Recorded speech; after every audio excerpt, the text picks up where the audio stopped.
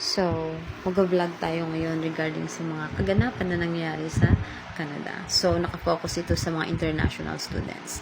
So, nag-worry ngayon yung mga international students sa Canada dahil nakaka-receive sila ng email galing sa IRCC na kailangan nilang mag-submit uli or resubmit their documents. So, these documents are their study permits, visa nila, and yung mga educational records like yung mga attendance nila, no? Tsaka yung grade. So, nangyari ito dahil nagigpit ngayon ang Immigration, Refugees, and Citizenship of Canada dahil nga sa biglang dami o surge ng mga international students sa bansa nila. So, idinagdag pa dito yung pagtaas ng financial requirements, no, na nire-require ng government for a student to study in their country. So, sa mga international students, ay nag-cause ito ng confusion. Kasi yung iba ay valid pa yung visa nila for 2 years hanggang 20. Mostly kasi, ang big population doon ng mga international students sa Canada, number 1 ay mga Indian. So, nag-share dito ng report, no, among students from Punjab, no, na sinabihan sila na kailangan nilang pumunta sa IRCC offices in person to verify their credentials. Which means, kailangan nilang pumunta sa office ng IRCC or Immigration, Refugees, and Citizenship Canada, bit-bit ang kanilang mga credentials kasi kailangan nila itong ipa-verify. My gosh. So, dahil dito, maraming mga students ang nag-aalala kasi pwedeng magkakaroon ng delays or visa rejections, no? Especially yung mga nag-a-apply sa trabaho. Kasing program ang Canada na kapag student ka, after mong gumraduate doon, pwede ka na mag-apply ng PGWP or yung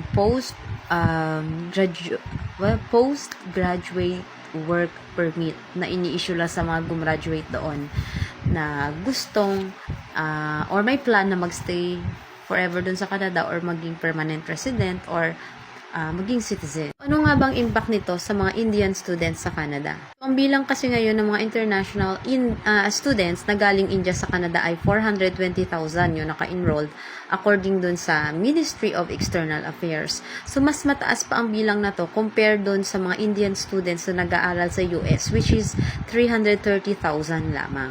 So, this sudden request has left students uncertain about their future in Canada. So, for example, yung isang business management student dito sa British Columbia, according dito sa report na binabasa ko, sabi niya, I'm already struggling to secure a mandatory internship for my final year. So these policies make it feel like we're not welcome here anymore.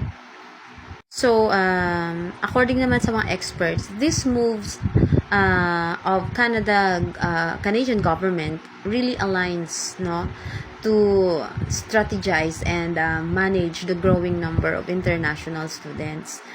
According sa isang immigration consultant doon sa Toronto, so these kind of measures are aiming to filter out genuine students.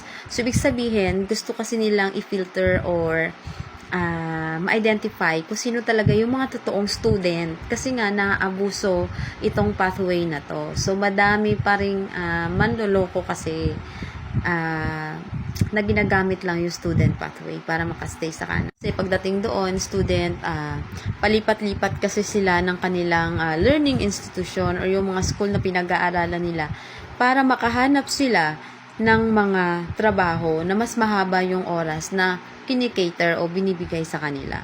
So, ang mga experts ay nag-advise ng mga students to act promptly about the request of IRCC because failure to comply could result in visa cancellations or complications in the future. So, kung ano yung sinabi ni IRCC or in-advise doon sa email mo, kailangan mong sundin ang mga instructions na to. At dapat maging maingat ka. And you should make sure that every documents that you submitted are valid and genuine.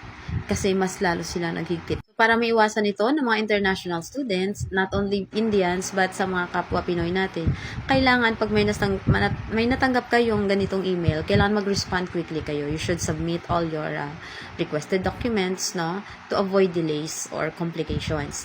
And then, verify request. I-ensure nyo ng email ninyo ay legitimate by checking, of course, the details, no? And kapag nagdadalawang isip ka, edi kontakin mo or makipag-coordinate ka doon sa IRCC, no?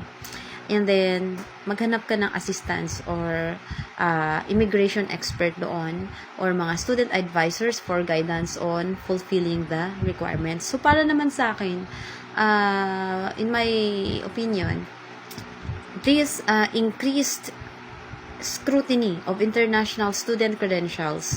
When you say scrutiny, yung paghihigpit sa mga requirements ng mga international student reflects Canada's efforts to address challenges within the immigration system. So, kailangan nila ito i-address or else magkakaroon ng domino effect which is happening right now. Makikita nyo naman yung mga permanent residents natin doon at yung mga citizen ay hindi na nakakahanap ng matinong trabaho kasi nga itong mga international students ang nabibigyan ng opportunity kasi nga mas mababa yung offer na salary sa mga international students or mga temporary foreign worker. So, luging-lugi talaga yung mga permanent resident and citizens doon. So, sila ang nawawalan ng... So, somehow, nakakalungkot ito at talaga namang mahirap sa part ng mga international students, no? Lahat affected talaga. So, yung iba pa nga ang ginagawa sisik sila ng asylum.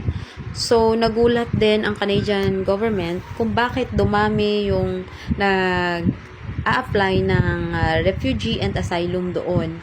So, just like what an immigration expert advised, no? Mas lalong humigpit talaga ngayon sa Canada. Kaya nga guys, if you are planning to go to Canada, make sure na yung pathway na pinili ninyo ay matibay.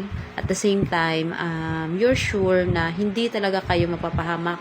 Kasi nga, parang there's no guarantee ngayon na kapag mag-student pathway ka ay mabilis ang pag-process ng documents and makakapunta ka kaagad. So, you try nyo mag-seek ng ibang pathway like provincial nominee program or permanent residence application, no?